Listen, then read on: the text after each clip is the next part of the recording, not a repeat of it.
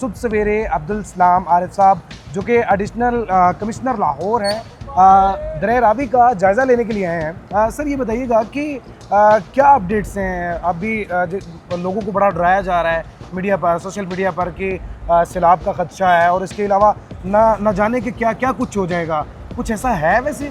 नहीं सर, अल्हम्दुलिल्लाह अल्लाह का शुक्र है, इंतज़ामिया पूरी तौर पर अलर्ट है। हमारे तमाम अरेंजमेंट जो हैं वो इन प्लेस हैं और अल्हम्दुलिल्लाह जितना भी पानी गुजर रहा है ये सारे का सारा दरिया के पेट के अंदर से गुजर रहा है। अभी तक दरिया के पेट से बाहर जाने का कोई चांस नहीं है और पीछे से भी जस्सर के मकाम पर भी जो है वो पानी कम होना शुरू हो गया है, तकरीबन 1,40,000 क्यूसिक तक आ गया है, जो कि कल जो है वो 2,22,23,000 तक गया है। सही है। तो इसका मतलब है वो कम हो रहा है। तो यहाँ भी आप देख रहे हैं कि अभी पानी जो है दरिया के पेट के अंदर है, तो जब तक ये अंदर रहेगा इंशाल्लाह कोई किसी किस्म की शहरी को घबराने की ज़रूरत नहीं है।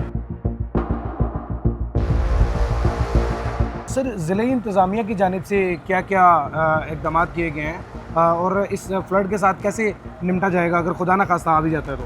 सर ज़िला इंतज़ामिया इस वक्त ऑन टोज़ है, सारी रात से हम जाग रहे हैं और हमारे तमाम रिलीफ कैंप्स जो हैं वो इंस्टैब्लिश हो चुके हैं, लोगों की खिदमत कर रहे हैं। अभी रावी में से लाहौर की विसिनिटी में से हमने कोई तकरीबन 500 लोगों को जो है ना वो रात एवैक्यूएट किया है, उन जो कि दरिया के पेट के अंदर रह रहे थे। ठीक है, उनको हमने निकाला है।